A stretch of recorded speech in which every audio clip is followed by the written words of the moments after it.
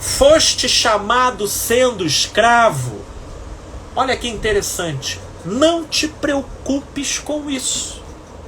Não te preocupes. Pelo incrível que pareça. Não te preocupes com isso, porque por mais que você tenha depreendido a situação aonde você está, que é uma situação de cerceamento de liberdade e de crescimento, você está sendo cerceado não pela sua própria vontade. Você está sendo tolhido pela arbitrariedade do outro. Portanto, não te preocupes. Porque pior é quando o outro está te fazendo mal do que quando é você que está fazendo mal a si mesmo. Então esse é o primeiro ponto que a gente tem que entender. Por isso é que Paulo diz: foste chamado sendo escravo, desabrochaste a tua consciência para a percepção de que você está preso, sendo tolhido e sendo algemado pelas circunstâncias e pelo capricho dos homens. A princípio, não se preocupe. Agora, mas se ainda podes tornar-te livre, aproveita a oportunidade. Mas se ainda podes tornar-te livre, aproveita a oportunidade. Aí é que está a situação. Tendo oportunidade, tendo possibilidade, havendo maneiras de você viabilizar e organizar a saída, promova, faça, porque não há quem se constate escravo, preso, algemado pelo capricho e pela deliberação arbitrária do outro, e que, vendo possibilidade de sair e não sai, não estabeleça sobre si uma agonia tal que te leva a se flor-de-lisanizar, que te leve a se flor-de-nianizar. Porque estávamos até aqui com o grupo do Zoom conversando sobre o caso Flor de Lis, que não foi outra coisa senão alguém que se entendeu estando presa dentro de uma situação, vendo a possibilidade de se divorciar, entendeu que isso seria um prejuízo maior para si. Então, permaneceu dentro de uma escravidão que começou a matar tudo dentro da alma dela, até culminar no ato de loucura que ocorreu e hoje é sabido por todo o Brasil. O que eu quero dizer é que não existe alguém que, tendo se percebido preso e entendendo possibilidades para disso se desvencilhar e não fazendo, fará essa supressão de maneira impune dentro de si. Porque aí sim, tendo possibilidades de sair e você não sai, isso vai acumular e vai virar um Vesúvio, um Krakatoa, que na hora que explodir vai dizimando cidades e civilizações e rearrumando a geografia próxima todinha da explosão. Portanto, continuando no verso 22, porque o que foi chamado no Senhor,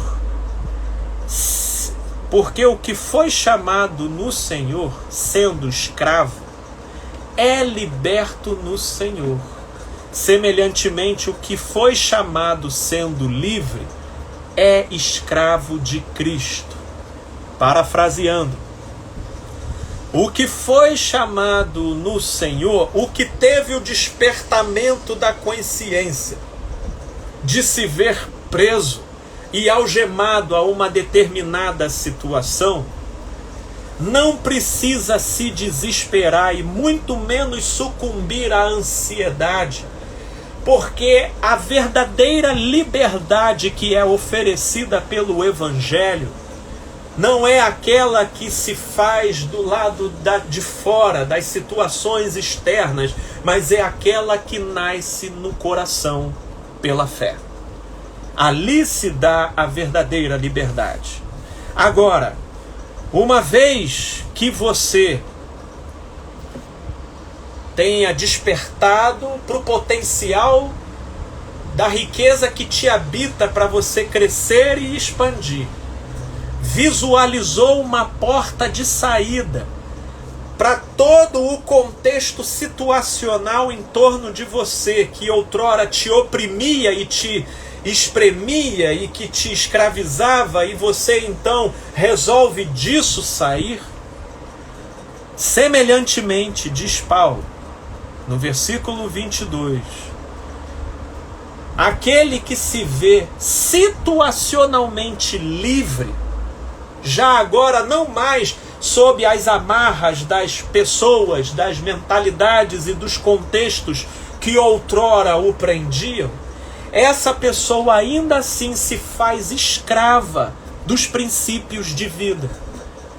Porque do que adianta você ter total flexibilidade e abertura para ir e vir? Do que adianta você ter um respaldo financeiro para sair de um emprego X e Y, ou de abrir mão de um relacionamento e partir para outro sucessivamente, se na verdade você é escravo de caprichos, de medos e de culpas? Portanto, a liberdade do lado de fora, ela só tem alguma valia se ela corresponde a uma libertação ocorrida do lado de dentro. Versículo 23. Por preço fostes comprados, não vos torneis escravos de homens. Não vos torneis escravos de homens. E aqui, meus amigos, está um ponto que eu gostaria de chamá-los à reflexão. Atualmente, nós vivemos num mundo agora influenciado pela filosofia do mindset. Tudo agora é mindset. Você só está passando por uma dificuldade, você só está passando por um imbróglio afetivo e emocional, porque você não está alinhado com a sua mentalidade em relação a uma perspectiva de propositividade e que produza em você a expressão da sua melhor versão. Essa é a teoria do mindset. Então, pela via dessa teoria, empresas, corporações estão criando contextos altamente tóxicos, pessoas de personalidade extremamente difíceis, para não dizer adoecidas, de personalidades adoecidas, complicadas, e que as pessoas, no seu enquadramento psíquico-emocional, se vendo literalmente quase que escravizadas dentro desse contexto, escravizadas porque totalmente privadas da sua espontaneidade, da sua verdade, cerceadas, completamente cerceadas da sua maneira legítima de ser, distanciadas arbitrariamente do seu pleno potencial, da sua criatividade, daquilo que diz respeito à sua melhor versão, e isso por estarem submetidas ao capricho arbitrário do outro. E muitas empresas e contextos corporativos, e até mesmo dentro dos contextos religiosos institucionais, o que se tem utilizado é a filosofia do mindset. Você está sendo infeliz aqui porque na verdade você está olhando pelo ângulo errado. Porque na verdade você está explorando pela perspectiva disfuncional. e que está, por conseguinte, produzindo em você todas essas queixas. Se você parar de olhar isso como algo que está te aprisionando e te cerceando, e você passar a ler isso como um desafio, então definitivamente todas as portas se abrirão em termos dos seus potenciais anímicos e da sua disposição. Meus amigos, eu vou dizer uma coisa para vocês. O mesmo Jesus que diz: os olhos são a candeia do corpo. Se os teus olhos forem bons, todo o teu corpo será luz. Mas se os teus olhos forem maus, até a luz que há em ti será trevas. E se assim for, quão grandes trevas serão? Quão grandes trevas serão? Ora, essa perspectiva, essa fala de Jesus, que enuncia nada menos do que um princípio de vida, essa fala de Jesus, ela corrobora a filosofia do mindset. Porque, de fato, os olhos, e Jesus está aqui dizendo não esse globo ocular aqui, mas ele está dizendo esse nosso olhar na maneira de ler e interpretar a realidade, ele sim dá conta de produzir muito daquilo que dentro da gente se desdobra como bom humor, mau humor, culpa, medo, opressão, sem sombra de dúvida. Mas o mesmo Jesus que enuncia esse princípio e que diz respeito de modo efetivo a um determinado aspecto da existência, é o Jesus que também fala: não lanceis as vossas pérolas aos porcos. Não lanceis as vossas pérolas aos porcos. E é aqui, meus amigos, que eu vos convido ao discernimento. Porque com isso eu poderia criar a seguinte reflexão para aqui a gente ponderar. Foste chamado, aqui voltando para o livro de Coríntios, foste chamados como escravo, sendo escravo, ou seja, dentro de um contexto onde você não tem a liberdade de fazer o que você gostaria de fazer. Foste chamado dentro de um contexto onde você, calculando, olhando e observando, você não vê viabilidade imediata para fazer a mudança, embora você constate que é um cenário que te limite, que é um cenário que torna muito precário a possibilidade da sua expansão e desenvolvimento, mas para tudo quanto o que você olha ao redor, de imediato não é possível produzir uma mudança por uma série de implicações que tornariam a mudança uma catástrofe muito maior do que a sua permanência no local. Portanto, permaneça. Permaneça, é o que fala aqui: foste chamado sendo escravos, não te preocupes com isso.